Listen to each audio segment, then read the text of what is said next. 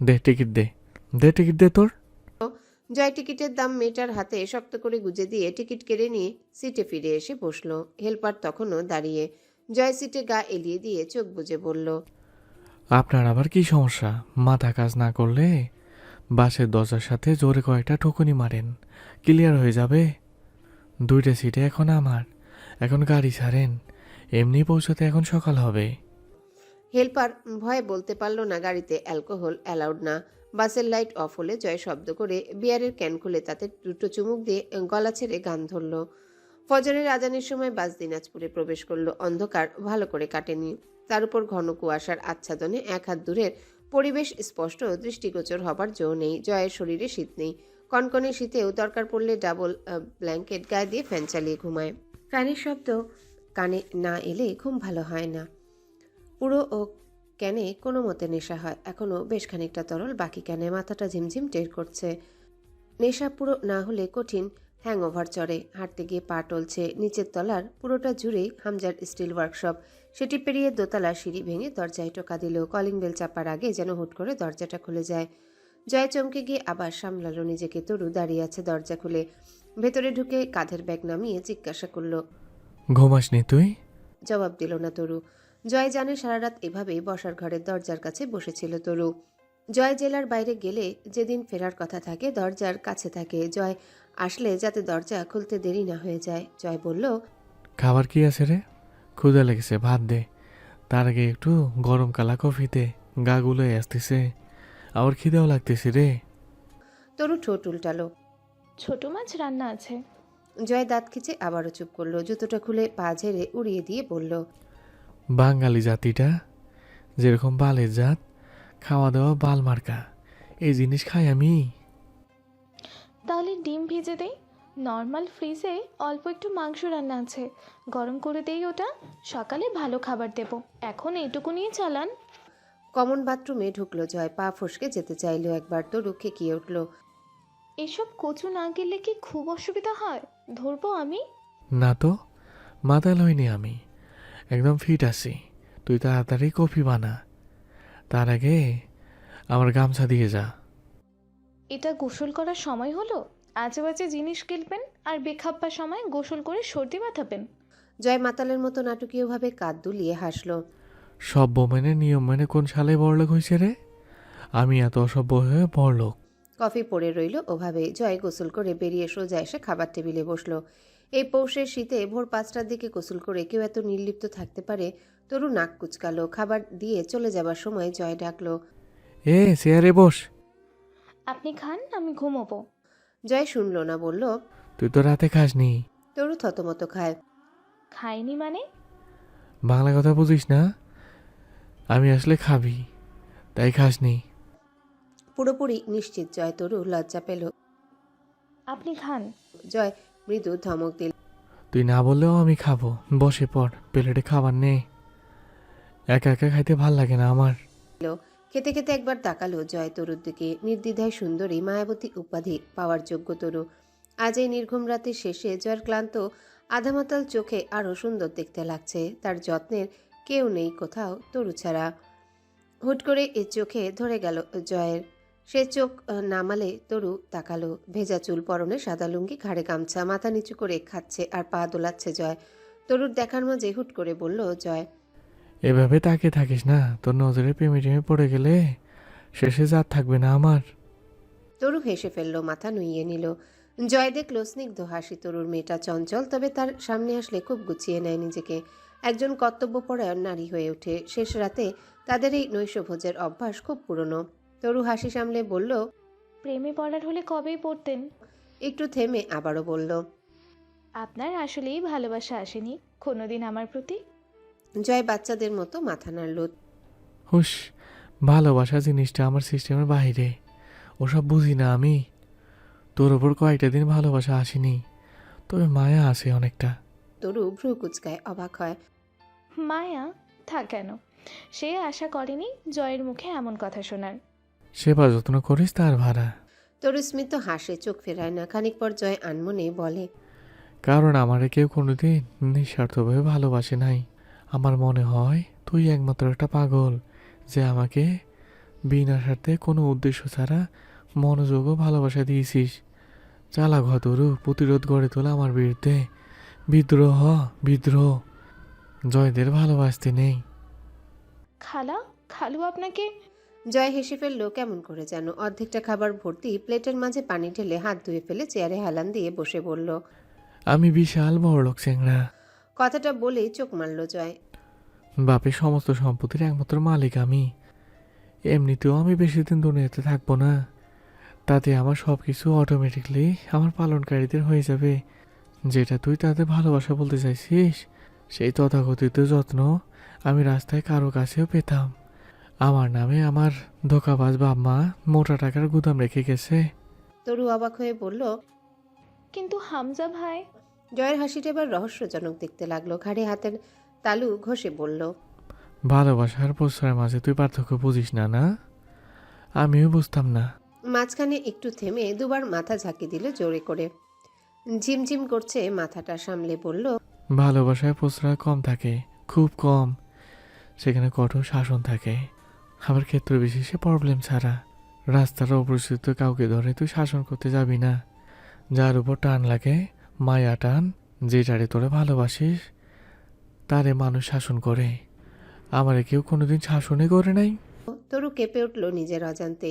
জয় কখনোই নিজেকে নিয়ে বলে না, কোনোভাবেই না। জয়ের উদ্ভট হাসির সাথে এমন সব কথাগুলো খুব বিচ্ছে।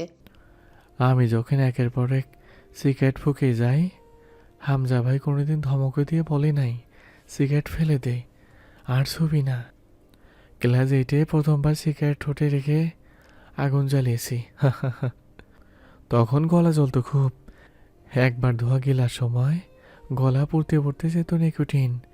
কেউ সেদিন চং করে একটা থাপ্পড় মেরে কেড়ে নেই নাই সিগারেটটা। গলা পড়ছে, আমি ধোয়া টেনে গেছি। এক সময় সয়ে গেল, আর ছাড়তেই পারলাম না। হামজা ভাই জানলো, কিন্তু কিছুই বলে না। কলেজে ওঠার পর দেখতাম বন্ধুরা ইচ্ছে মতো চুল কাটতে পারে না, বাপ নাকি মারে। আমি যেমন খুশি, যেভাবে খুশি, যা খুশি করে কাটতাম। সবাই এই জন্য আমার লিটার মানতে শুরু করলো। আমি ওদের কাছে স্বাধীন চেতা ভাবের গুরু হয়ে উঠলাম। তখন মনে হতো, শালার আমারই তো জীবন, আর কি লাগে। সবগুলো শালা দুর্ভাগা, কি জীবন ওদের, ইচ্ছা মতো কিছুই করতে পারে না। বাপের গোলাম সবগুলো, সবগুলো খবিস। টেবিলে ঝুঁকে পড়ে ঘাড় মুচড়ালো এদিক ওদিক। পরপর চোখের পাতা ঝাপটালো কয়েকবার, চোখ বুজে হাসলো আবার। পরে বুঝলাম ওদের মতো দুর্ভাগা আমি চাইলেও হতে পারবো না। ওরা দুর্ভাগা কারণ ওদের বাপ মা আছে। চুল কেটে বাড়ি গেলে বাপে মারে, মা গালি দেয়। সিগারেট টানলে বাপ জানলে খবর খারাপ হবে। আমার এসব হওয়ার চান্স নেই, কারণ আমার তো বাপ মাই নেই। কে মারবে, কে গালি দিবে? আমাকে শাসন করার তো কেউ নেই। আমি সিকান্দার, আমি বাদশা। টেবিলের এক কোণে কফির মগ রাখা ছিল। কফি ঠান্ডা শরবত হয়ে গেছে, তাতে চুমুক দিয়ে বলল। রাত করে বাড়ি ফিরলে হামজা ভাই 2-4টা গালি দেয় মুখে, কিন্তু তা ভয় পাওয়ার মতো কোনো না। মাল গেলে ঢুলতে ঢুলতে বাড়ি গেলে মামি যত্ন করে ঘরে তুলে শুয়ে দিয়ে যায়। আমার বন্ধুরা বলতো রাত 11টার সময় বাড়ি ঢুকলে মা নাকি বাপের কানে অভিযোগ লাগায়। পরে বাপে পেদানি দেয় ইচ্ছা মতো। মা জাতির ওপর চরম রাগ হতো আমার। আমার মামি তো রাগ করে না। আমি শেষ রাতে বাড়ি ফেলো, দিব্যি হাসি মুখে দরজা খুলে চুপি চুপি ঘরে তোলে আমায়। আমার মাও নেই, ভয়ও নেই। কেন এত সুখ পেয়েছি বলো তো আমি? কারণ আমার অপরাধ আর বকটেপনা দেখে গালে কষে 2-1টা থাপ্পড় মারার মতো বাপ নামক বিপদটা ছিল না আমার। চুল বড় করে কাটলে তা ছোট করে কেটে আসতে, ফের আবার সেলুনে পাঠানোর জন্য মা নামক জ্ঞান করে রেডি ছিল না আমার। দিন দিন পাওয়ার আর জিত সমান্তরাল হারে বেড়ে যাচ্ছিল খালি। দাঁত বের করে হাসলো জয়। মামার সাথে চাকরের মতো ব্যবহার করলে কোনোদিন একটা ধমক খাইনি। ডান কানে তর্জনী আঙ্গুল ঢুকিয়ে ঝাঁকালো, দুবার চোখ ঝাপটে মুচকি হাসলো আবার। প্রতি মাসে ব্যাংক থেকে আমি যে পরিমাণ টাকা উঠাই তার 1 ভাগও লাগেনি আমার কোনোদিন এত আয়েস করে চলার পরেও। বাকিটা এই বাড়ি খেয়েছে। আমি কোনোদিন শাসনও করি নাই, আমায় ভালোও বাসে নাই। আর একটু থেমে বলল, অর্থাৎ একজন মানুষের তার জন্য আশেপাশের মানুষের ভালোবাসার প্রকাশ ভিন্ন। হামজা ভাই আমার প্রশ্রয়দাতা, কিন্তু ওই যে আমার 5 জনের মতো ধমক ধমক টাইপের ভালোবাসা পাই নাই আমি। তরুর মনে হলো জয়কে দেখে যতই মনে হোক সে মাতাল হয়নি, সে বেশ ভালো রকমের ভিনটেজ কন্ডিশনে আছে, নয়তো তার উপর বোমা মেরেও একটা দুঃখের বা ব্যক্তিগত আলাপ বের করার উপায় নেই। সে বিড়বিড় করে বলল, সব বুঝো, কেন খারাপ হলেন আপনি? জয় উঠে দাঁড়ালো, পরে আবারও চেয়ার কোনোই রেখে ঝুঁকে দাঁড়িয়ে বলল, খারাপ হয় না তরু, খারাপ জন্মায়। উল্টো বললেন, খারাপ হয়ে কেউ জন্মায় না, পরে জীবনের ধারায় তারা খারাপ হয়। মাতালের মতো মাথা দুলালো জয়। ও ভুল করেছি তাইলে হবে হয়তো তাই, কিন্তু আমার খারাপ হওয়ার পেছনে কোনো কারণ নাই। আমি খারাপ তাই আমি খারাপ, কারণ আমিই খারাপ। মাথা ঝুঁকিয়ে খানিক চুপ থেকে আবারও অন্য স্বরে বলল, যখন খারাপ হয়েছি তখন বুঝি নাই, আমায় কেউ ভালো হতে বলেই নাই, অথবা খারাপ হওয়া থেকে আটকাই নাই। তা বুঝলাম তো এই তো সেই দিন। মানুষ 18 বছরে ম্যাচুরিটি হয়, আমি 25-এর কাটে ঠিক মতো পৌঁছাইনি, কিছুই বুঝিনি। যা বুঝেছি তা বোঝা ঠিক হয়নি। হুটহাট জিজ্ঞাসা করলো তরু। আপনি বিয়ে করবেন না? জয় ভাবুক হবার নাটক করলো। করলে তোকে করতাম, যত্ন তো কম করিস না আমার, কিন্তু বাইরে থাকা 7 চোখে বেরোনে পাবলিক আমি, শুধু শুধু কাউকে ঘরে তুলবো, ঘর পাহারা দিতে? তাছাড়া ভালো না বেশে বিয়ে করা ঠিক না। আমিও কারো প্রেমে পড়িনি কোনো দিন। তুই মায়ায় বাঁধিস, কিন্তু আমি জানি ওটারে ভালোবাসা বলে না। তোর যত্ন মনোযোগ আমার উপর অপরিহার্য তরু, তুই সারা দিন চলে না, কিন্তু কেন যে তোকে ভালোবাসতে পারলাম না। ভালোবাসলে সত্যি তোরে বাড়ি নিয়ে যেতাম, শালা আমার এই উন্নতি হবে না রে। তরুর চোখ দুটো সজল হয়ে উঠেছিল, ভাঙা কণ্ঠে ক্ষোভের সাথে বলল, মায়া কেন লাগে? দয়া হয় আমার ওপর, তাই না? হুস, দয়া না মায়া। মায়া কেন আছে? জয় এবার প্যাচপ্যাচে হাসলো। আমিও অনাথ, তুইও বাপ মা থেকেও অনাথ, চড়ে চড়ে খালাতো ভাই। আকাশ পুরোপুরি আলোকিত প্রায়। জয় রুমে যেতে যেতে বলল, খাওয়া শেষ করে একবার রুমে আয়। তরু জয়ের রুমে ঢুকলো মিনিট পাঁচেক পর। জয় জানালার ধারে দাঁড়িয়ে সিগারেটে টান দিচ্ছিল। বোঝার উপায় নেই জয়কে, মাতাল নাকি স্বাভাবিক কিছুই বোঝা যাচ্ছিল না। তরুর উপস্থিতি টের পেয়ে বিছানার উপর থেকে একটা ব্যাগ তুলে তরুর দিকে এগিয়ে দিল। এবার চুপচাপ আমার রুম থেকে বের হয়ে যাবি, হুদে হুদে এমনি প্যান প্যান। তরু দেখলো ভেতরে একটা নীল শাড়ি, ডুকরে কান্না পেল। মাঝে মধ্যে এত নিষ্ঠুর আর রহস্যজনক লাগে জয়কে, কি বলে কি করে বোঝার উপায় থাকে না। জয় বারবার জিজ্ঞাসা করে কেন তরু ভালোবাসে জয়কে। তরু জানে না তা ভালোবাসা কিনা, তবে জয়ের কথায় আজ সে নিজের অনুভূতির নতুন নাম পেয়ে গেছে, মায়া। হ্যাঁ, মায়াই বটে, নয়তো কি। ছেলেটার জন্য অসীম মায়া লাগে তরুর। তরু জানে জয় নোংরা, আবার সে এটাও মানে সে নিজেও নোংরা, তাই জয়ের প্রতি এই মায়া। হোক সে নোংরাই, তবে এখন যেমন মন চাইছে শক্তই বুকে উত্তাল ঢেউয়ের মতো আছড়ে পড়তে, অথচ অনুমতি নেই প্রকৃতির। সাই নেই উদ্দীপনাবাহী সংবেদনশীল কাঠামোর। শুক্রবারের সকাল, রাতে জিডি করে আসা হয়েছে, কিন্তু কোনো খবর নেই। তবুও কেন যেন অন্তু আশাহত হতে পারছিল না। তার মনে হচ্ছিল সব ঠিক হবে, কিছুই হয়নি। আমজাদ সাহেব বাজারে গেলেন, তখন সকাল 10টা। অন্তু বসে পড়ছিল শীতের সকালের তপ্তহীন রোদে। যাওয়ার সময় আমজাদ সাহেব অন্তুর পাশে বসে ছোট্ট একটা লিস্ট তৈরি করে নিয়েছিলেন। রাবেয়া রসুন পেঁয়াজ কেটে রাখলেন সেই রোদেই। মার্জিয়াকে আর ডাকা হয়নি, সারা রাত নিশ্চয়ই না ঘুমিয়ে সকালের দিকে ঘুমিয়েছে এই শরীরে। ঘড়ির কাঁটা যখন দুপুর 12:30, আমজাদ সাহেব এলেন না, অথচ ওনার ফেরার কথা বড় জোর 11:30।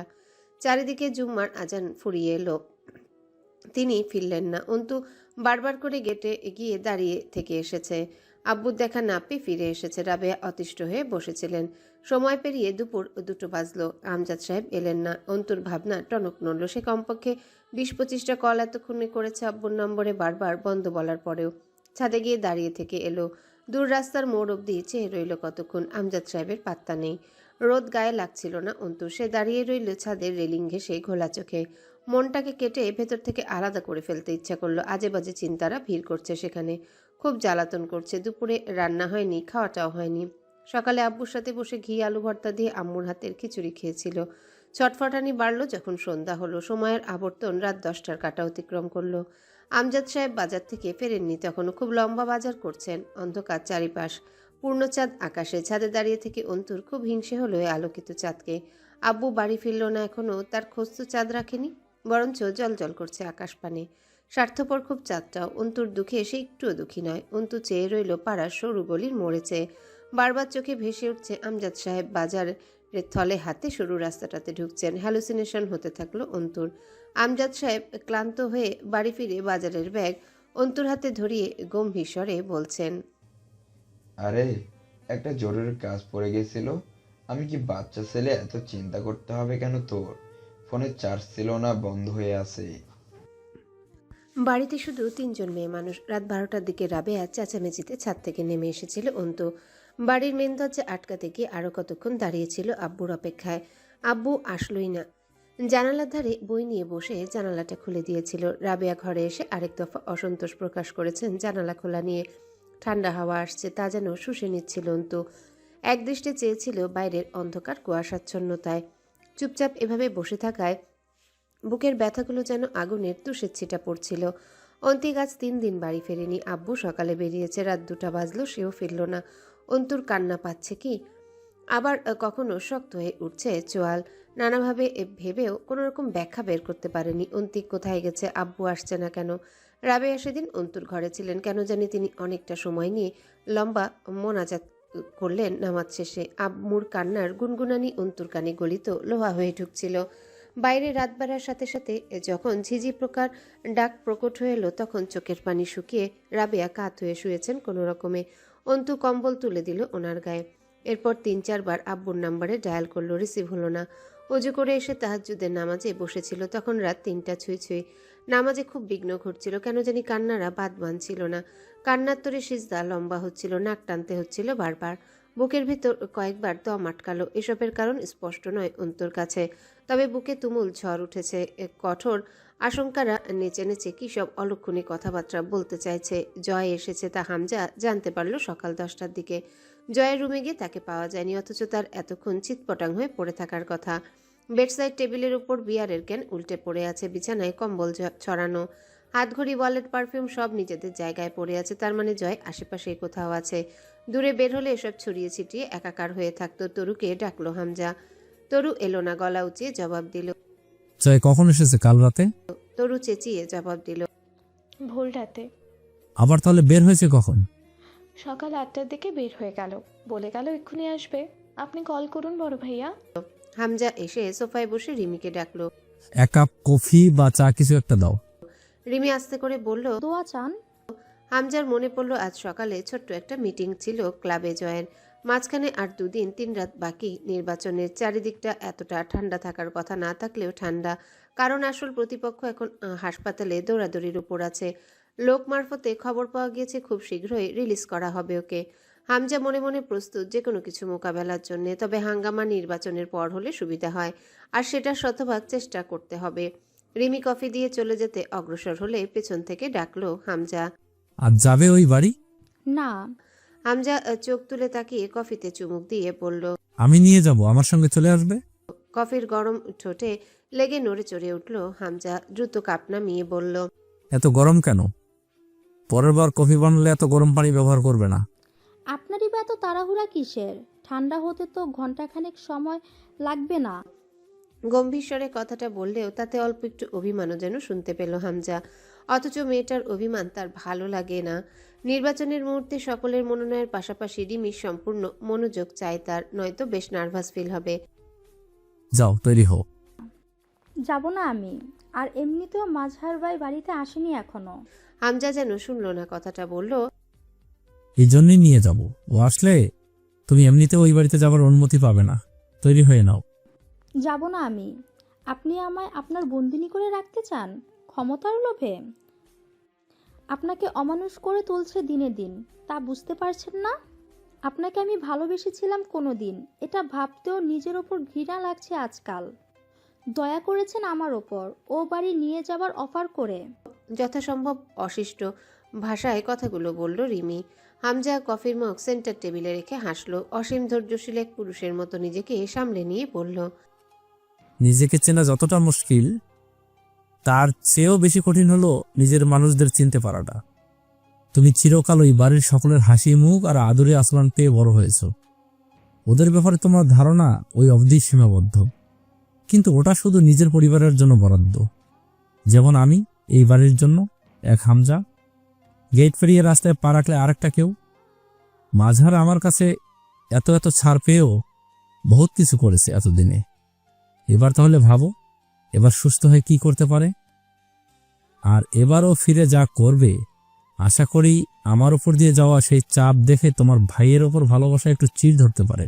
রিমির হাত চেপে ধরল হামজা। রিমি তা ছিটকে ছড়িয়ে নিয়ে বলল, আমার ভালোবাসার চির ধরাতে খুব চেষ্টা করে যাচ্ছেন, তাই তো? আল্লাহ জ্বালিয়ে ভস্ম করে দেবে আপনার চেষ্টাকে। দরকার পড়লে এই বাড়িতে পচে মরব। যখন আপনার মতো জাহিলের সাথে বিয়ে হয়ে গিয়েছে, তখন আপনার বাড়িতেই মরণ হোক আমার। আপনার মতো অমানুষ শত্রুতা পুরুষ, এটা আর এমন অস্বাভাবিক কি? কিন্তু যে মাঝার ভাই আমাকে আপন বোনের মতো বুকে চেপে মানুষ করেছে, তার রক্ত ঝরার কারণে না আমি ক্ষমা করতে পারি আর না কোনো বিবেচনা। শত্রুতা আমি শুরু করিনি, শত্রুতা ওরা শুরু করেছে, আর সেটাও বহুদিন আগে। যেবার প্রথম আমি ছাত্রনেতা নির্বাচিত হয়েছিলাম, মাঝারের ছেলেদের মাঝে কারো বিশ্ববিদ্যালয়ের কন্ট্রোল হাতানোর ছিল, সেটা না পারায় ওই শত্রুতা শুরু। এরপর কিছুদিন আমার জনপ্রিয়তা বেড়ে যাওয়ায় তোমার চাচা, চাচাতো ভাই, বাপ এদের শত্রুতার আগুনে পেট্রোল ঢেলেছে। তোমাকে বিয়ে করতে চাইলাম, প্রথমে রাজি হলো না। পরে রাজি কেন হলো জানো? আমি বাড়ির জামাই হয়ে গেলে ওদের হাতের লাঠি হয়ে যাব, আমার ক্ষমতা এবং জনপ্রিয়তার ভাগ পাবে ওরা। তা যখন হলো না, তখন একের পর এক আক্রমণ পেয়েছি এই কয়েক বছরে ওদের থেকে। কিছুই বলিনি কোনোদিন, কিন্তু আমার পর যখন জয় নেতাকর্মী হলো, তখন আবার নতুন করে জ্বলে উঠেছে তোমার বাপ চাচারা। এবার বলো, শত্রুতা কারা পুষছে, আর এর সমাধান কি? কোনো সমাধান নেই। এভাবেই যতদিন চলে, আর এরপরেও তুমি অবুঝ হলে তোমার উপর কঠোর হতে বাধ্য হব বোধহয় আমি। রিমি আর এক মুহূর্ত দাঁড়ালো না, তখনই গান গাইতে গাইতে ঢুকলো জয়। হামজা ভাইয়ের হবে জয়, ও ভাবি গো হামজা ভাই খারাপ লোক, জয়ের মেলা তারে হোক। উঠছে পাখি দিচ্ছে ডাক, হামজা ভাই জিতে যাক, ও আমার ভাবি গো, ও প্রাণের ভাবি গো। হামজা হেসে ফেলল। জয়ের পরনে দুধের মতো সাদা ধবধবে একটা লুঙ্গি, তার উপর ছাই রঙা শার্ট পরেছে। কোলে কোয়েল। কবির ঢুকেই কপালে হাত ঠুকে সালাম করলো, ওকে বসতে ইশারা করলো। হামজা তার পেছনে দুজন একটা মস্ত বড় অ্যাকোরিয়াম বয়ে নিয়ে এসে বসার ঘরের মেঝেতে রাখলো। হামজা ভ্রু কুচকে বলল, এসব ট্রেনে এনেছিস কোন দুঃখে? অল্প একটু টেম্পার উঠলেই যাতে ওটাকে আগে ভাঙা যায়। কোয়েল জয়ের কোল থেকে নেমে দৌড়ে এসে মামার কোলে চড়ে বসে। জয় লুঙ্গি এক হাতে উঁচিয়ে ধরে রুমে গিয়ে কিছু টাকা এনে লোক দুটোকে দিয়ে বিদায় করলো। হামজার পাশে বসে কোয়েলকে বলল, যা এবার তোর মাকে ডেকেন, তোর মার কাদার পানির চোটে সবগুলো বালসে তুলে পচে গেছে। তুলি কোথা থেকে দৌড়ে এসে কোয়েলকে কোলে তুলে নিয়ে এ গালে ও গালে চুমু খেতে লাগলো। এক পর্যায়ে কেঁদে ফেললো। হুট করে কিছু মনে হতেই কোয়েলকে নামিয়ে জয়কে জিজ্ঞাসা করলো, তুই কি করেছিস? ওই বাড়িতে গিয়ে মেরেছিস সীমান্তকে, এরপর এড়েছিস কোয়েলকে? মহিলা মানুষ কোনোদিনও ভালো হবে না, তোকে মেয়েরে মুখের নকশা বদলে বাপের বাড়ি পাঠিয়ে দিয়েছে। তারপর মেয়েটাকে রেখে দিয়েছিলে জোর করে, তারপরে কলজা ফাটতেছে সোনামণির জন্য। সামনে থেকে যা, ন্যাকা কেন করলে ডায়াবেটিস বাড়ে আমার, সুগার আছে ন্যাকামিতে। কোয়েল এসে কোলে চড়ে বসে আধা ভাঙা স্বরে জিজ্ঞাসা করলো, কোয়েল, জয়, ওই মাওগুলোকে বেল কোলে খেলি আমি, বেল কোলে দাও একটাকে। তার আগে তোকে পানিতে চুপে খেলবো আমি 10 মিনিট, এরপর মাছকে পানি থেকে বের করে তোমার কাছে দেবো খেলার জন্য। হামজা কেড়ে নিল কোয়েলকে। জয়কে বলল, তার আগে আমি তোর পেছনে দুটো লাথি মেরে ফেলি, তারপর বাড়ি থেকে বের করে দেই। শয়তান লারে তোকে। শয়তানকে আমি লাড়ি, এটাই আমার প্রিয় কাজ ব্রো। হামজা গম্ভীর হলো হুট করে। সীমান্তকে মেরেছিস? জয় সোফায় পা তুলে বসে বলল, না, সুন্দর তুমি জিজ্ঞাসা করছি কেন মেরেছিস তুলিকে। তো কি বলল? কাম নাই করার মতো বাল নাই ছেঁড়ার মতো, তো বউ পিটেছে। আমারও কাম অথবা বাল ছিল না হাতে, আমিও 2-4টা লাগাই আসছি। পরে বাপের মার খাওয়া দেখে ওই কোয়েল ডিম কাঁদা ধরলো, তারা নিয়ে গিয়ে একরম কিনে দিয়ে শান্ত করেছি। মিছিল হয়েছে সকালে? না, শুনলাম হামজার শালা পায়ে নাকি স্টেনলেস স্টিল ঢুকিয়েছে। ওই শালা দিনাজপুর ব্যাক না করা অবধি বিশেষ ঝামেলা হবার কথা না। পিছনে যতই পাবলিক বদনাম করুক, জয়ের নামে ডরায় সবাই, এতটুকুই যথেষ্ট। মাজার আসবে নির্বাচনের আগের দিন, রিলিজ করবে, কল টাইম মনে হয়। রিমি এসে জয়ের পাশে বসলো, তার হাতে খাবারের প্লেট। খাবার তুলে জয়ের মুখের সামনে ধরে বলল, আননি সকালে? সেহরির সময় খাইছিলাম, আসলে চরম ক্ষুদে লেগেছে। দূর, ওই মাছ দিন না, ডিমের টুকরোটা দিন। রিমি কপাল জড়িয়ে বলল। আপনারা তো আহ্লাদ আসে কোথা থেকে? জয় নির্লজ্জের মতো হাসলো। দয়ালের কাছে সরাসরি সাপ্লাই হয় আমার কাছে। হামজা ট্রাউজারের পকেট থেকে ফোন বের করলো। রিমি এক আজব চরিত্রের মেয়ে, সব কিছুকে ছাপিয়ে তার জিদ। যে জয়ের উপর তার অসীম ঘৃণা, আজ তার সাথে মিছিমিছি মিল বজায় রাখছে হামজাকে জ্বালাতে। জয় রিমির নাটক বুঝেও কোনো প্রতিক্রিয়া দেখাবে না, বরং হেহে করে হাসবে। এটা তার চরিত্রের অন্যতম বৈশিষ্ট্য। জয় খাবার চিবোচ্ছিল। হামজা বলল, ভোট কেন্দ্রগুলোতে এক্সট্রা নিরাপত্তার জন্য কিছু পলাশবাহী লোকের দরকার পড়বে। আমি চাচ্ছি না অন্তত সেদিন কোনো তামাশা হোক। বদনাম সহ ভোট লাগবে না আমার। হামজা পাটোয়ার এই নিখিল ভোটে মানুষের মনোনয়ন জিতেছে। এই রব যেন লোকের মুখে মুখে থাকে। দুপুরের পর পলাশ ভাই ডেকেছে তোকে, তার আমি না করে গিয়ে দেখা করে আসিস।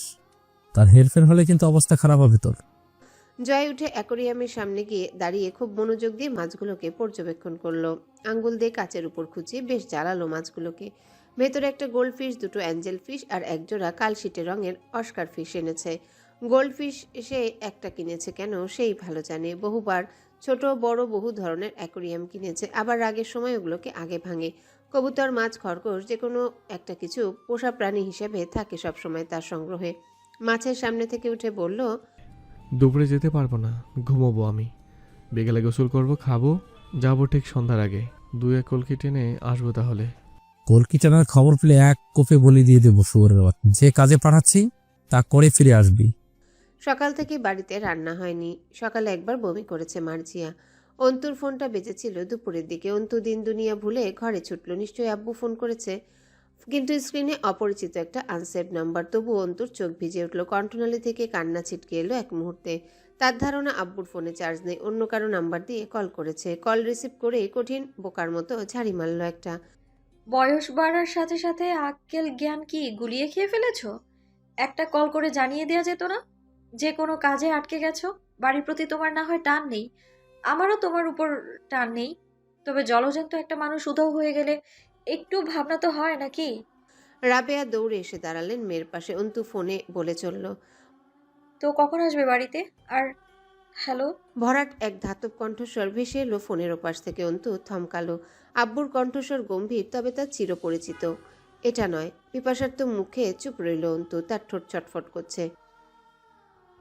সংক্ষিপ্ত হুমকি, বাণীটি কর্কশ এবং হিংস্র ছিল। কল কেটে গেল। সাথে সাথে একটা মেসেজ এলো। সেখানে একটা ঠিকানা লেখা, কাহারোল থানার নয়াবাদ মসজিদ। রাবেয়া ঝাঁকাচ্ছেন ওকে অনবরত, বারবার প্রশ্ন করছেন। অন্তু নিশ্চুপ চেয়ে থাকলো ফোনের স্ক্রিনে। অন্তুর মাথায় এলো ঠিকানায় উল্লেখিত জায়গাটা ঢাপা নদীর তীরে নির্জন এলাকার দিকেই নির্দেশ করছে। অন্তুর মাথা কাজ করা বন্ধ করে দিয়েছে এর মধ্যেই। রাবেয়ার প্রশ্নগুলোর উত্তর না পেয়ে ছটফট করছেন। অন্তু চট করে মুস্তাকিনকে কল করে বসলো। কেন করলো সে জানে না। ফোনে পরিষ্কার জানিয়ে দেওয়া হচ্ছে একটা পাখিও যেন ট্রেন না পায়, তবুও ফোন করেছে অন্তু। স্বতন্ত্র এক FBI অফিসারকে ডাকছে সে। মুস্তাকিন এলো ঠিক 20 মিনিটের মাথায়। ততক্ষণ অন্তু ঠিক একই জায়গায় একই ভঙ্গিতে দাঁড়িয়েছিল। মুস্তাকিন এসেছে টের পেয়ে নিস্তেজ হাতে মুখটা ওড়নার প্রান্তে আড়াল করে দাঁড়ালো। মুস্তাকিন ঘটনা জানতে চেয়ে প্রশ্ন করলো। অন্তু জবাব দিল গা ছাড়াভাবে। তার চোখের কাতরতা মুস্তাকিনের দৃষ্টি এড়ানোর নয়, তবুও যথাসম্ভব শান্ত সে। অন্তুকে জিজ্ঞাসা করলো। আপনি ভয়েসটাকে চেনেন অথবা আগে শুনেছেন? অন্তু অবচেতনের মতো মাথা নাড়ল। না। রাবেয়া চেয়ার এনে দিলে মুস্তাকিন বসে বলেছিল, বাহাদুরি করে একা যাবেন ঠিক আছে, এরপর আপনার সাথে কি হবে তা দেখার জন্য ওখানে কে থাকবে? প্রথমে অন্তিক, পরে স্যার, এরপর আপনি, এরপর এবাড়ির কারবালা। অন্তু নিশ্চুপ। মুস্তাকিন বলেছিল, আমি ফোর্স ডাকি, তারা গোপনেই আপনাকে প্রোটেক্ট করবে। ওরা জানতে পারবে না কেউ গিয়েছে আপনার সঙ্গে, এবং তা নিশ্চিত করার দায়িত্ব আমার। অন্তু রাজি হয়নি। প্রয়োজন নেই অফিসার, আমি কোনো ধরনের ছোট্ট একটা রিস্কও নিতে প্রস্তুত নই। আমার মন বলছে ওরা ভয়ঙ্কর, কথার খেলাপি হলে খারাপ কিছু হতেই পারে। রাবেয়া কান্না লুকালেন শাড়ির আঁচলে। অন্তু নিস্তেজ পায়ে এগিয়ে গিয়ে আলতো করে একবার আম্মুকে জড়িয়ে ধরেছিল। বেরিয়ে যাবার সময় মুস্তাকিন সামনে দাঁড়িয়ে বলেছিল, 1 ঘন্টা সময়, এর মাঝে না ফিরলে, আপনি না ফিরলে আমি ইচ্ছে মতো পদক্ষেপ নিতে পারি। মুস্তাকিন কেমন করে যেন চেয়েছিল মিনিট খানেক অন্তুর চোখের দিকে, সেই চোখের রহস্য বোঝার উপায় নেই। এরপর আশ্বাস দেবার ভঙ্গিতে মাথা নেড়ে বিদায় জানিয়েছিল। God bless you. বাসের হাটের উপর থেকে গাড়িতে করে নয়াবাগ যেতে কম বেশি আধা ঘন্টা সময় লাগে। সন্ধ্যা হয়ে গেছে। নয়াবাগ মসজিদের অদূরে দাঁড়িয়ে থেকে তার ভেতরে এক প্রকার ছটফটানি কাজ করছিল। অন্তু জানে না এই অনিশ্চিত প্রবাহধারা তাকে ধাওয়া করে কোথায় নিয়ে যাচ্ছে। মিনিট দুয়েক বাদে দুটো লোক এসে নিয়ে গেল অন্তুকে। ওদের দেখে মনে হচ্ছিল অন্তুকে মেহমানদারির উদ্দেশ্যে পথ দেখিয়ে নিয়ে যেতে এসেছে। চারিদিকের লোক আসল ঘটনা আন্দাজ করতে পারবে না এদের আচরণ দেখে, হয়তো বুঝলেও কিছু বলবে না। রাজত্ব এদের, শাসন এদের, সমাজটা এদের নোংরা পায়ের তালুর তলে পদতলিত। রাস্তাটা ক্রমশ ঢালু হয়ে এগিয়ে গেছে, দুপাশে বন জঙ্গলি এলাকার মতো, এক কথায় নির্জন একটা জায়গা। অন্তু হাসলো, তার হাসি পাচ্ছে নিজের জীবনের ঘটনা প্রবাহের উপর এবং অনিশ্চিত আগামীকালের উপর। আবার হাত পা শিরশির করছে, সেটাকে পাত্তা দিলে মানসিকতা মেরুদণ্ডহীন এক কেচোর মাফিক হয়ে পড়বে, যাকে আলতো পায়ের চাপে পিষে মারা যায়। অন্তু চাইলেও শক্ত হতে, কিন্তু পারা যাচ্ছে না। নারী মন মচকে যাচ্ছে। একদম নির্জন জায়গাটির কেন্দ্রে দাঁড়িয়ে আছে একটি বাংলো অথবা কোয়ার্টারের মতো বিল্ডিং। রংচটা দেয়াল, মরিচা ধরা লোহার জানালাগুলো। ওর পেছনে হাঁটছিল লোক দুটো, এত কাছে গা লাগিয়ে হাঁটছে। এতক্ষণে বেশ কয়েকবার প্রায় ছোঁয়া লেগেছে। বাড়ির গেটের ভেতর দিয়ে ঢুকতে চোখে অন্ধকার দেখলো। খুবচির মতো ভেতরটা, বিশ্রী গন্ধ আসছে চারিপাশ থেকে। অন্তুর মাথা চক্কর কেটে উঠল অসহ্য দুর্গন্ধে। মদ এবং ড্রাগসের গন্ধ মিশে একাকার হয়ে একটা ভ্যাপসা পেট গুলানো দুর্গন্ধের সৃষ্টি করছে। সিঁড়িতে ওঠার সময় বেশ কয়েকবার লোক দুটো যেন ওকে ইচ্ছে করে ছোঁয়ার চেষ্টা করলো। অন্তুর কিছুই করার নেই। তার মনে হতো সে প্রতিবাদী অল্প হলেও, তার সামনে কোনো অন্যায় টিকার নয়, কিন্তু আজ ওসব কাজ করছে না। হাত পা অবশ হয়ে আসছে। কলেজের ছোকরাদের অথবা পাড়ার মহিলাদের সম্মুখে প্রতিবাদী আওয়াজ উঠানোটাই জীবনের জিত এবং নিরাপত্তা নয়। আজ মনে হচ্ছে তার প্রতিবাদ বোধহয় শুধুই মহিলা এবং সাধারণ অসভ্যদের সামনে সীমাবদ্ধ। নয়তো এখানে কেন সে একটা চলন্ত পুতুলের মতো হেঁটে চলেছে এভাবে? কোনোই প্রতিবাদের ভাষা মুখে আসছে না, হাত উঠছে না। শরীরের কম্পন ধরেছে, মনে নারীসুলভ দুর্বলতা বিরাজ করছে। অসহায়ত্বের চাদরে পুরো অন্তুর সত্তাটাই বাজেভাবে ঢাকা পড়েছে, অর্থাৎ এই সমাজের খারাপদের সম্মুখে টিকে থাকার মতো প্রতিবাদ রপ্ত করা সাধ্যের বাইরে। সে না হয় পারেনি, আচ্ছা নাই বা পারল, কিন্তু মুস্তাকিন, সে একজন FBI অফিসার, তার কাছে নাকি হুমকি চিরকুট আসে, শাসানো ফোন কল আসে, মাঝপথে কেস দাবিয়ে দেওয়া হয়। সমাজে আসলে কাদের বিচার এবং রাজ চলছে, কারা ভালো আছে? চিৎকার করে কেউ যেন কানের তালা ফাটালো এটা বলে, খারাপরা ভালো আছে, একমাত্র খারাপেরা তুলনামূলক ভালো আছে। দোতলায় নিয়ে যাবার পর অন্তুর মনে হয়েছিল তাকে কোনো কক্ষে বন্দি করে দেওয়া হবে। নারী মন আতঙ্কে গুংড়ে উঠেছিল, কিন্তু তাকে বদ্ধ রুমগুলো পার করে রুফটপের সামনে নিয়ে যাওয়া হলো। চারিপাশ ততক্ষণে অন্ধকার হয়ে এসেছে। রুফটপটাও পুরনো, সবুজাব শ্যাওলা পড়েছে পুরনো বিল্ডিং। মাগরিবের আজান শোনা গেল এবার। রুফটপে পা রেখে মাথা তুলে আশেপাশ দেখলো। লোক দুটো গা ঘেঁষে দাঁড়িয়ে আছে। কয়েকজন পুরুষের সম্মিলিত হাসির আওয়াজ পেয়ে তাকালো। সোফাতে গায়ে এলিয়ে বসে আছে একজন পুরুষ। জলজলে বিড়ালের মতো চোখ, খাড়া নাক, অনেকটা খিলানের মতো। পাটাগুলো যেন ফনা তুলে আছে, ঠোঁটে প্যাচপ্যাচে হাসি ঝুলছে। তার সম্মুখে পিঠ ফিরিয়ে বসে আছে আরেকটি লোক। এক মুহূর্তের জন্য অন্তর মনে হলো এই পিঠ ফেরানো পেছনটাকে সে চেনে। চারিদিকে ঘন কুয়াশা আসছে, দিনের আলো ফুরিয়েছে। রুফটপটাকে বাইরে থেকে পুরনো পরিত্যক্ত জায়গা বলে মনে হলেও এখন বুঝলো এক অভিজাত বৈঠকখানার চেয়ে কম নয় এটা। গোলাকার শাড়ি করে সাজানো সোফার সেট, সেন্টার টেবিল, টেবিলের উপর শাড়ি ধরা মদের বোতল, ড্রিঙ্কিং গ্লাস, সোডার কৌটা, মেডিসিনের পাতা, মোড়ানো কাগজ, বিট লবণ, স্ন্যাক্স, ছুরি ইত্যাদি পড়ে আছে। অন্তু চোখ বুজে শ্বাস ফেলল, আলো জ্বলল। অন্তু চূড়ান্ত মরণের জন্য প্রস্তুত। সামনে বসা লোকটি হাতের গ্লাসটি নামিয়ে রেখে মনোযোগী দৃষ্টি ফেলল অন্তুর গোটা শরীরে। যেন আকর্ষণীয় কিছু পেয়েছে হুট করে। কিন্তু এবার পেছনে ফিরে বসে থাকা লোকটা অনীহার দৃষ্টি মেলে পেছনে ফিরল একবার। তার দৃষ্টি কেঁপে উঠে বিদ্যুতের মতো ধাক্কা খেলো যেন অন্তুর উপর। জয়! অন্তু হতবিহ্বল চোখে তাকিয়ে দেখল জয়কে। ধীরে ধীরে বিস্ময় ভাবটা কেটে মন মস্তিষ্ক গোটা শরীর জুড়ে এক বিদ্বেষী ঘৃণারা লাফিয়ে উঠল যেন। এরা এত নিচে নামতে পারে? জয় সেদিন ভার্সিটি প্রাঙ্গণে দাঁড়িয়ে চ্যালেঞ্জ নিয়েছিল, সেসবের জেরে এসব করছে, অথবা অন্তুকে দমাতে? প্রশ্ন অনেক, উত্তর নেই যথাযথ। পেছন থেকে একজন ধাক্কা মারল অন্তুকে। ভেতরে ধপ করে আগুন জ্বলে উঠল যেন। আরো দুটো ঠেলা তাকে সহ্য করতে হলো। জয় চট করে উঠে দাঁড়ায়, তার চোখ দুটো হাসছে। সেখানে এখন বিস্ময় থাকার কথা, কিন্তু তা ছাপিয়ে দুষ্টু হাসি প্রকট। হাতের ধোয়া ওঠা কলকিটা টেবিলে ফেলে বলল, ওকে, ওরে এইখানে নিয়ে আসছেন কেন? কি সমস্যা? সোফায় বসা লোকটা 4 হাত পা ছড়িয়ে বসে আছে, তার নজরও এখনো অন্তুর শরীরে। অন্তু একদৃষ্টে চেয়েছিল জয়ের দিকে। জয় এবার কঠিন স্বরে জিজ্ঞাসা করলো। ওরে এইখানে আনছেন কেন পলাশ ভাই? প্যাচপ্যাচে হাসি শোনা গেল। বিড়ালের মতো জলজলে চোখগুলো কিসের নেশায় যেন জ্বলছিল পলাশের। সরু নাকের খিলানের মতো পাটাটা কাঁপে যখন পলাশ হাসে। অন্তুর ঘেন্না এলো সেদিকে তাকিয়ে। জয় খেকিয়ে উঠল। বের হ বল, ওরে কেন নিয়ে আইছেন এখানে? এইটাই যে গেছি, ওর কি কাম এখানে? পলাশ তখনও অন্তুর দিকে চেয়ে। জয় ধুই ভ্রুর মাঝখানে আঙ্গুল ঘষে দাঁত খিঁচল। পলাশ ভাই কিছু জিজ্ঞাসা করছি, হাসি অফ করে জবাব দিয়ে এরপর হাসেন। অন্তু চমকে উঠল। পলাশ দিনাজপুরের শীর্ষ সন্ত্রাস। বাজারের প্রতিটা দোকানে কষায়ের মতো চাঁদাবাজি থেকে শুরু করে নতুন নতুন পাপের সৃষ্টিকর্তা পলাশ ও রাজন। দেখেছিল না কোনোদিনও লোকটাকে। আন্ডারওয়ার্ল্ড বলে একটা কথা আছে, আর সেখানকার জানোয়ারেরা আন্ডারগ্রাউন্ডের বিচরণ করে সাধারণত। অন্তুর মাথায় এলো না তাকে কেন এই নরকে আনা হয়েছে। মহাজন পলাশ মানুষকে টাকা ধার দেয় সুদের চুক্তিতে। সময় এতটা কম দেয় যে একজন ঋণী লোকের পক্ষে অত দ্রুত সুদসহ টাকা জোগাড় সম্ভব হয় না। পলাশ তার বদলে বউ বাচ্চা, জমির দলিল, বাড়িঘর, ব্যবসা সব শেষে যান নিয়েও নিজের সুদসহ টাকা আদায় করে নেয়। এমন বহু কথা শুনেছে অন্তু পলাশের ব্যাপারে। এটাই কি সেই পলাশ? জয় এখানে কেন? অন্তুর খুব দুর্বলতা বোধ হচ্ছিল। চারিপাশে দর্শকের মতো দাঁড়িয়ে আছে পলাশের লোকগুলো। দেখতে নর্দমার পাশে ক্ষুধার্ত অবস্থায় শুয়ে থাকা কুকুরের মাফিক রূপ সবগুলোর। পলাশ এসে জয়ের দিকে তাকায়। এত কেন ব্যস্ত হইতেছিস বাপ? এমন টসটসে মাল ঘরে রেখে এসে কি সব আউল ফাউল জিনিস বন্ধক রেখে মানুষ টাকা ধার নেয়? বোকার দল সবগুলো। জয় নাক মুখ জড়িয়ে বিরক্ত হয়ে মদের বোতল তুলে নিয়ে তাকে দুটো চুমুক দিল।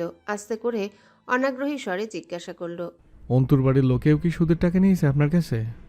হ, এই শালির বাপি তো এমন লোক মনে হয় না।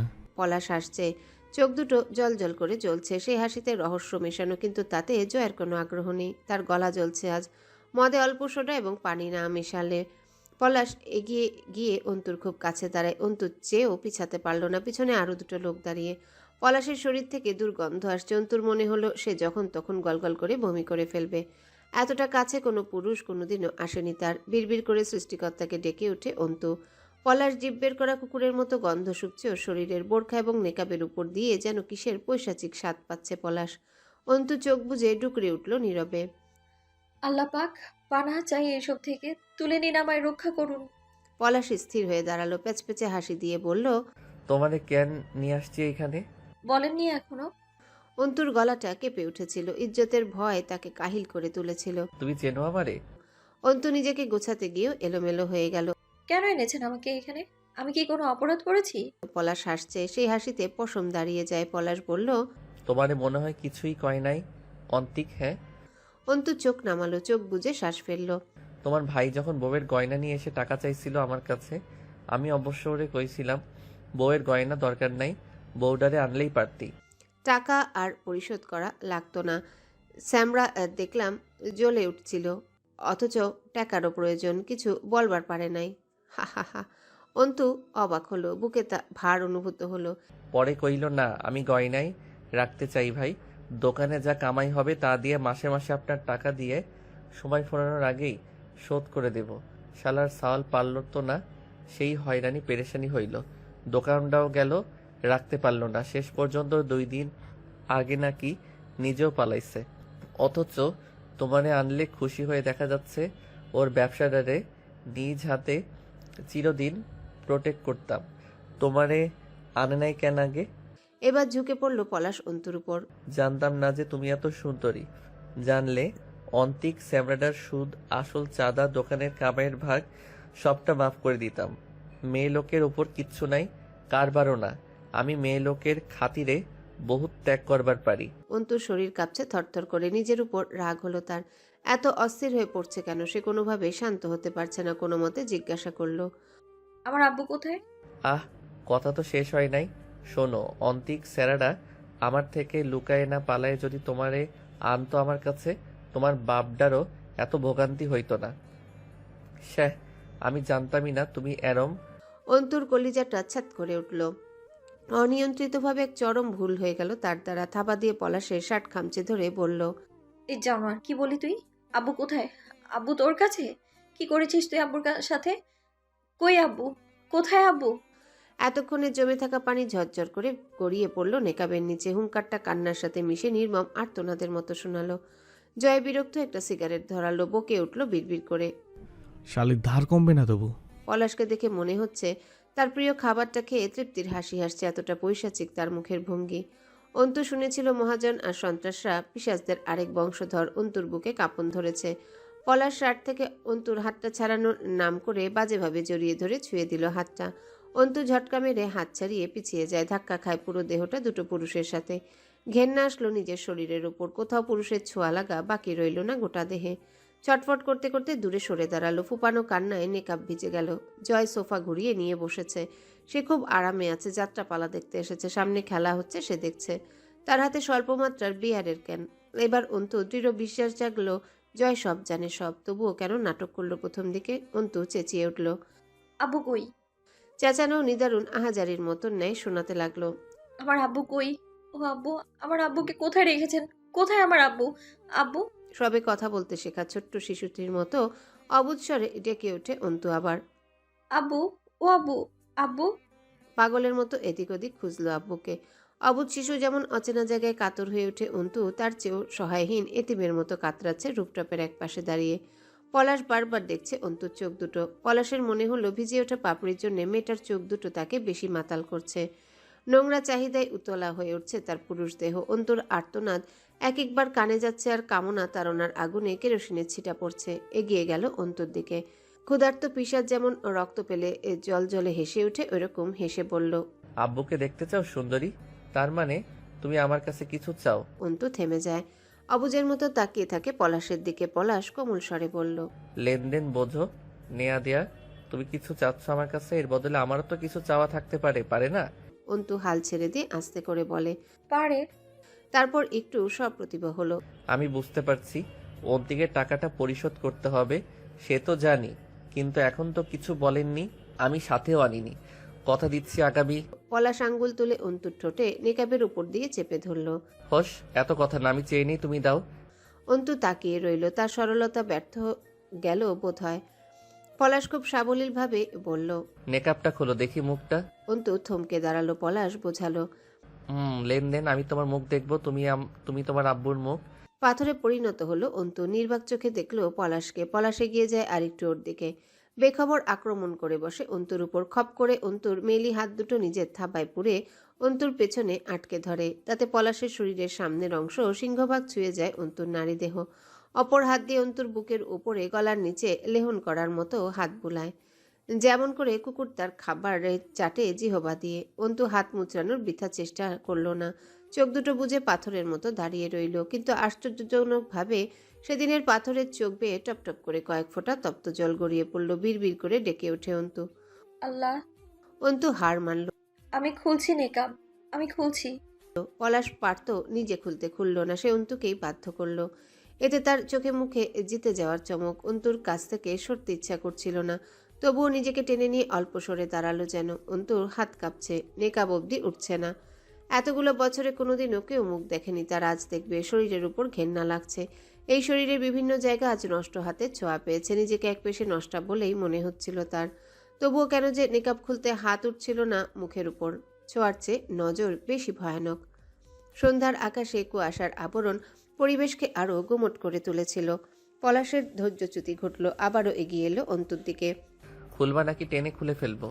আমি একটা কথা বলতেছি, ওইটার পিছনে সাহস দেখায় আবার চুপ কইরা আসো, ঠিক না? হাত বাড়ায় পলাশ। অন্তু সেদিন এই মুহূর্তে কেন যেন জয়ের দিকে তাকিয়েছিল একবার, তবে খেয়াল করে দেখলো তার চোখে অল্প আশা দেখতে পাওয়া যেত বোধহয়, যা সে জয়ের কাছে করেছে। কোনো যুক্তি নেই সেই আশার, তবুও অন্তুর বোধহয় সেই ভয়টা লাগে না জয়কে, যেটা পলাশের জন্য তৈরি হয়েছে এই কিছুক্ষণে। জয় আরাম করে বসে বিয়ারের ক্যানে চুমুক দিচ্ছে। তার সামনে কিছু ঘটছে তেমন খেয়াল নেই তার মাঝে। নিজের এমন বোকা আসার কথা ভেবে তাচ্ছিল্য এলো অন্তুর নিজের উপর। জয়ের চোখে মুখে তখন স্পষ্ট লালসা, তাকে এক নজর নগ্ন অবস্থায় দেখার লালসা। তার অবশ্য রাগ হচ্ছে অন্তুকে এত লোক দেখবে যে চেহারাটা তার নিজের পছন্দ, কিন্তু বাধা দিল না। এখন নেকাবটা খুলে ফেললে অন্তুর চেহারা দেখতে পাবে সে। দু চোখে তার অধীর অপেক্ষা। চেহারা দেখার চাহিদাকে ছাপিয়ে পলাশকে ঠেকানোর ইচ্ছে বা প্রয়োজনীয়তা অনুভব করল না সে। পলাশ অন্তুর বাহুটা জড়িয়ে ধরার সময় অন্তুর বুকের উপরের ওড়নার প্রান্তটুকু পলাশের হাতের থাবায় এলো। অন্তু হাত দিয়ে ঠেকানোর চেষ্টা করলে পলাশ অন্তুর হাতটা খামচে ছুঁড়ে ফেলে পেছনের দিকে। সজোরে আঘাত হানে হাতটা গিয়ে পেছনের খচখচে দেওয়ালে। নিশ্চিত চামড়া ছিলে রক্ত বেরিয়ে এসেছে। পলাশ অকথ্য ভাষায় গালি দিয়ে বলে, খোল শালি, ন্যাকামি মারাস। একটানে খুলে নয় বরং ছিঁড়ে ফেলে অন্তুর চেহারার আবরণটা। অন্তুর গলা থেকে একটা সরু আহাজারি বেরিয়ে আসে। যেই আহাজারিতে চোখ তুলে তাকায় জয়, আর নজর ফেরায় না। পলাশ ঝটকা খেয়ে অল্প সরে দাঁড়ালো অন্তুকে ভালোভাবে দেখানোর জন্যে। মেয়েটার কান্না থেমে গেছে, চোখের পাপড়ি ভেজা অথচ পানি গড়াচ্ছে না, মুখটা লাল হয়ে আছে, চিকন ঠোঁটের কিনারা মাঝে মাঝে উত্তেজনায় কেঁপে উঠছে। জয় ও অন্তুর এক দুর্বোধ্য দৃষ্টি বিনিময় হলো সেই মুহূর্তে। পলাশ হাসছে, তার হাসি কথা বলছে বলছে জীবনে প্রথম হয়তো বহুল আকাঙ্ক্ষার বস্তু সামনে দেখতে পেয়েছে চোখ দুটো। সে অভিভূত, সে আসক্ত।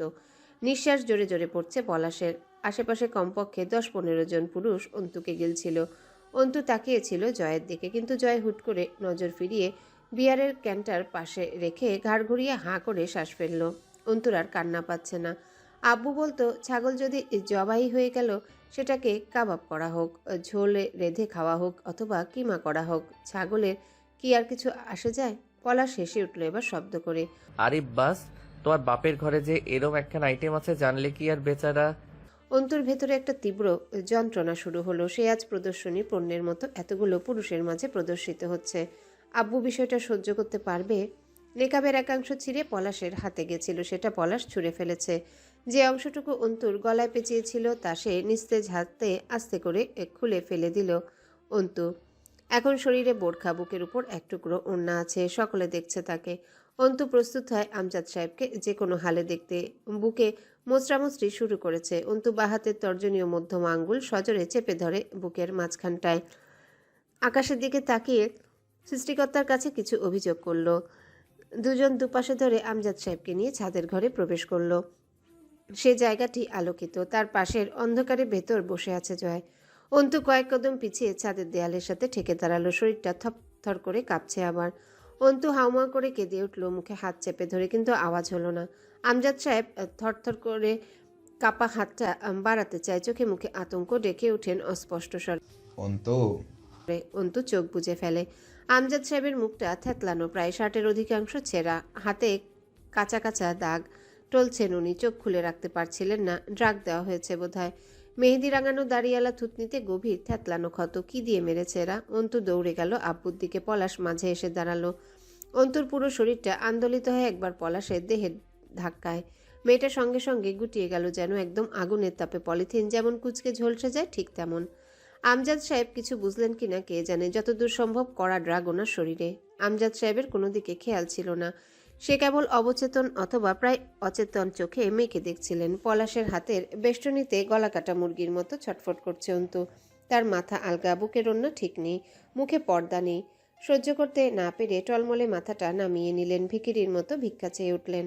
ও পলাশ, আব্বা আমার মেয়েটাকে ছেড়ে দাও আব্বা। ও বাচ্চা মানুষ, পাপ আমার ছেলে করেছে, আমি করেছি জন্ম দিয়ে। ও তো কিছু করে নাই আব্বা। তুমি কি করেছো ওর সাথে? আমার মেয়ে পর্দা কই? ওই ছোট্ট মানুষ বাপ, ওরে ছাড়ো। তুমি আমাকে মারো? ও পলাশ, আমাকে মারো, দেখো ঠিক আন্তিক আসবে। তুমি আমাকে আরো মারো পলাশ। পলাশ শোনো, আমি আমার সব দিয়ে দেব। তুমি কত টাকা পাও তার ডাবল দেব পলাশ। তার বলা কিছু শব্দ বোঝা গেল, কিছু আর্তনাদ অস্পষ্ট জমা হলো কুয়াশাচ্ছন্ন প্রকৃতির হাওয়ায় বোধ হয়। জয় একদৃষ্টে চেয়েছিল আমজাদ সাহেবের দিকে। ওর ভেতরটা রাগে নাকি হিংসায় অথবা জিদে জ্বলে উঠল। ও মার খেয়েছে, কতবার কতভাবে মার খেয়েছে। শরীরের বিভিন্ন স্থানে বাঁশ সুই গাঁথা হয়েছিল, তার উপর লবণ না দিয়ে পার্টির ছেলেরা বিট লবণের গুঁড়ো ছিটাতো। খুব চিৎকার করেছে জয় বন্ধ ঘরে। কই, কেউ তো বলেনি সেদিন, বাপ ছেলেটাকে ছেড়ে দাও, আর কষ্ট দিও না আমার জয়কে। ন্যাকামি যত্ত সব। জয় কি বেঁচে নেই? সেসব আঘাতের দাগ এখনও আছে শরীরে, এখনও ওর রাজ চলে পুরো দিনাজপুর সহ এই পাশের হাটে।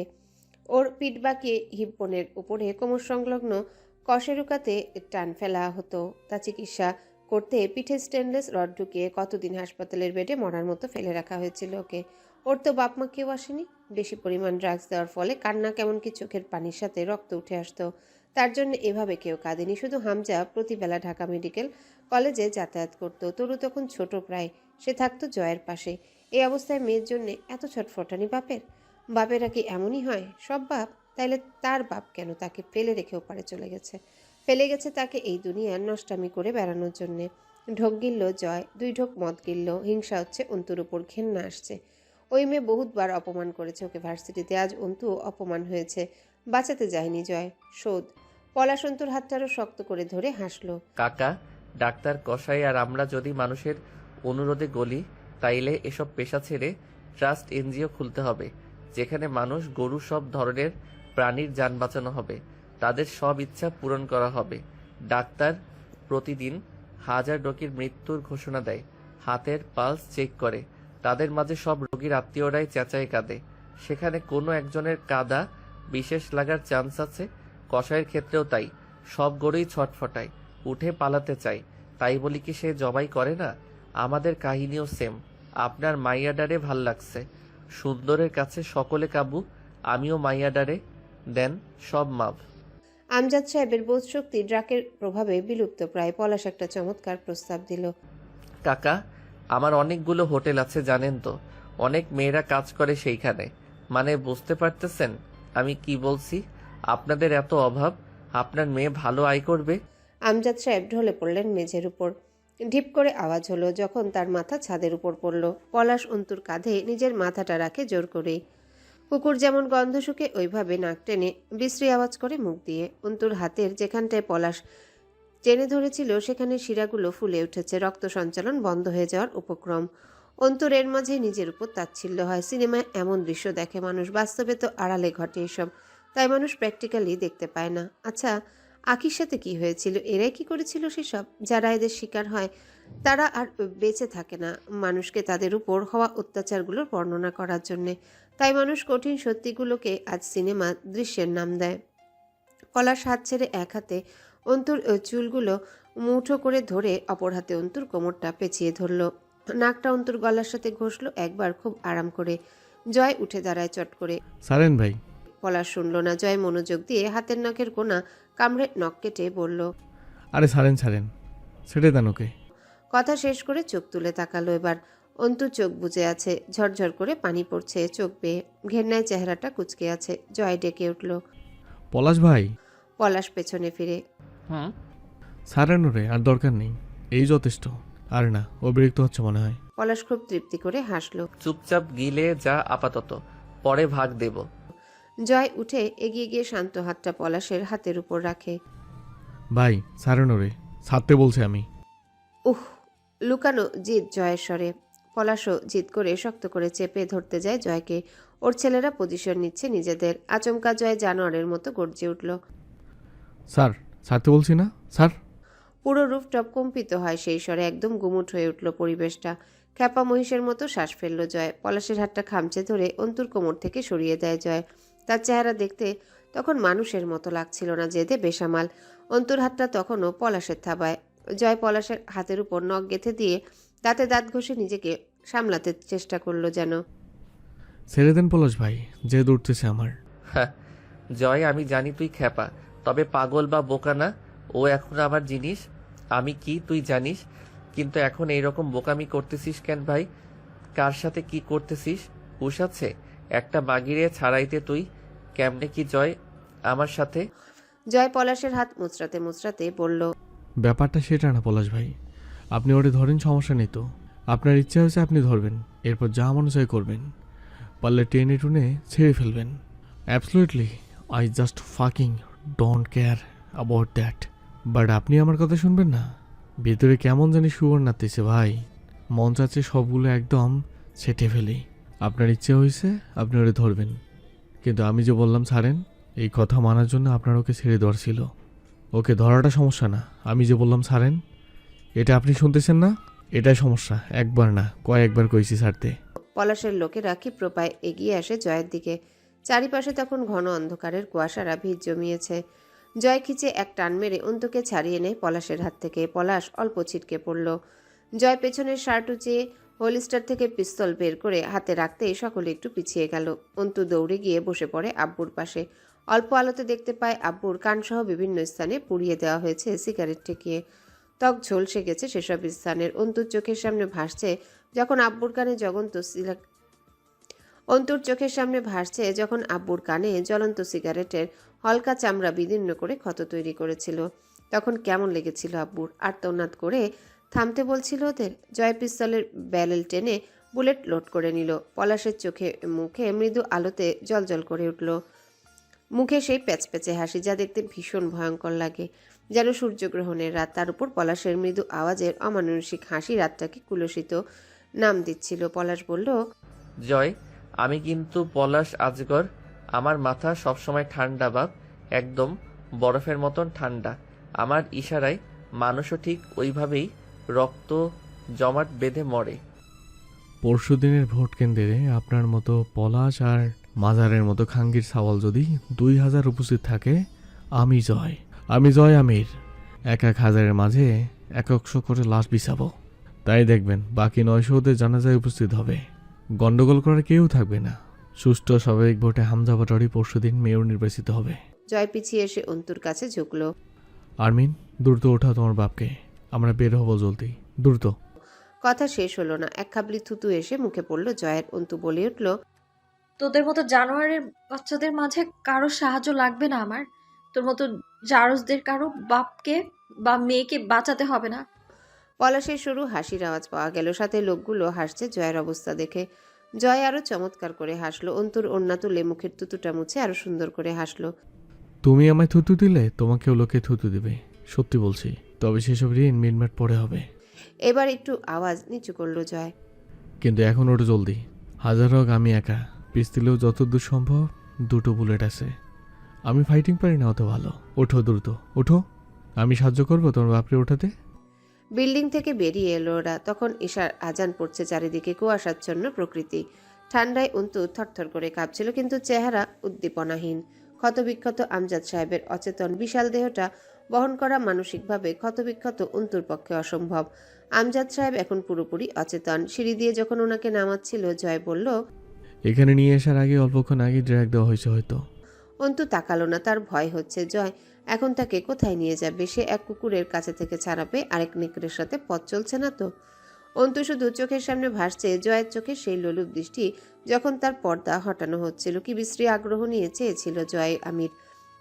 জয় যখন আমজাদ সাহেবকে কোলে তুলে নিয়ে বেরিয়ে আসছিল, পলাশ কিছু বলেনি। হয়তো পিস্তল অথবা জয়ের খ্যাপা স্বভাবের জন্য বলেনি তৎক্ষণাৎ কিছু, অথবা রহস্য জয়ের জানা নেই। পলাশের শিকার ছিনিয়ে নেওয়ার প্রেক্ষিতে পলাশ কি করতে পারে পরবর্তীতে। সিঁড়িটা ঘুটঘুটে অন্ধকার ছিল। একবার পা ফসকালে তিনজনই ঘাড়ে শিরা চিরে মরার চান্স ছিল। জয় আমজাদ সাহেবকে নিজের লম্বাটে শরীরের সাথে ঠেকনা দিয়ে দাঁড় করিয়ে পকেট থেকে মোবাইল বের করে ফ্ল্যাশ অন করে অন্তুর হাতে দিয়ে বলেছিল, ধরো এটা। অন্তুর বুকের ধরফরানি তখনও থামেনি, আর না ঘেন্নার আগুন নিভেছে। তবু সে যান্ত্রিক হাতে ধরল ফোনটা। গোটা ঘটনাটার হিসাব মিলছে না। তার মনে হচ্ছে এখানে যা দেখে গেছে তার চেয়ে বেশি অদৃশ্যমান ঘাপলা ঘটনাটিতে ভরপুর। অন্তু আব্বুর একটা বাহু আগলে ধরে হাঁটছিল। আমজাদ সাহেব অচেতন, ব্যথা বোধহয় টের পাচ্ছে না, কিন্তু অন্তুর বুকের ব্যথা উপশমের ওষুধ কোথায়? এই বিদারক ঘা কি জীবনে ভরাট হবে? জয়ের হুট করে তার মাথায় এলো, সে এসব করছে কেন? ননসেন্স কাজকর্ম সব। সে যুব সেবক হিসেবে এসব করতেই পারে, তবে সেটা খেয়াল মতো। তাই বলে আরমিনের বাপের সাহায্য? একবার তীব্র ঘৃণার চোখে দেখলো আরমিনকে। চোখ দুটো আক্রোশে জলজল করে উঠল। অন্তু টের পেল ঠান্ডায় অথবা আতঙ্কে তার হাত এবং হাঁটু বিশেষত খুব বাজেভাবে কাঁপছে। শরীরের চাদরটা ওখানে ধস্তাধস্তিতে পড়ে গিয়েছিল। এখন এক টুকরো ওড়না আছে বুকে, মাথায় কিছু নেই। সে অল্প একটু ওড়না তুলে মাথায় রাখলো। অভ্যাসবশত যেই মুখটা আবৃত করার জন্য আপনা আপনি হাতের ওড়না মুঠে উঠে যাচ্ছিল, সঙ্গে সঙ্গে হাত নামিয়ে ফিক করে হেসে ফেলল। চোখে এসে পানি জমলো একদলা। ভেতরের যন্ত্রণারা ধিক্কার দিল ওকে। বোকামি, তুই তো জবাই হয়ে গেছিস। তোরা কিছু বাকি আছে? মুখ ঢেকে এখন আর নাটক না করলেই নয়। যা সংরক্ষিত রাখতে হয় তা শতভাগ অক্ষত রাখতে হয়। সেখান থেকে এক রক্তি দানা খসলে পুরো সংরক্ষণের মান হারায়, সেটা অসংরক্ষিত হয়ে ওঠে। ওই আবরণ খোলার পর তার দর্শনে কতগুলো পুরুষ মজা লুটে। নাটক না করো, সামনে হাঁটো। 22 বছরের ওই সংরক্ষণে আজ ইঁদুর ঢুকেছে। তাও সেই ইঁদুর তাড়িয়েছে কে জানিস? আরেকটা পশু, যে তোকে ধরলে শুধু তোর সম্ভ্রমে নয়, বোধহয় গোটা তোকে খুবলে খেয়ে ফেলবে। বাঁশের ঝাড়টার দিকে তাকিয়ে লম্বা লম্বা টান দিচ্ছিল মুস্তাকিন সিগারেটে। সামনে চোখ যেতেই মনে হলো অন্তু আসছে। একা নয় সে, তার পাশে আরো দুটো পুরুষ অবয়ব। চট করে হলিস্টারে হাত গেল, পিস্তলটা বের করে তাক করে ধরলো। জয় হেসে উঠল। হ্যালো বন্ধুরা, পরবর্তী পার্ট খুব তাড়াতাড়ি আসবে, তো সবাই অপেক্ষায় থাকো। আর চ্যানেলটি যারা এখনো সাবস্ক্রাইব করোনি তারা পরবর্তী পার্ট দেখার জন্য চ্যানেলটি সাবস্ক্রাইব করে রেখো। ধন্যবাদ সবাইকে, আমাদের সাথেই থেকো।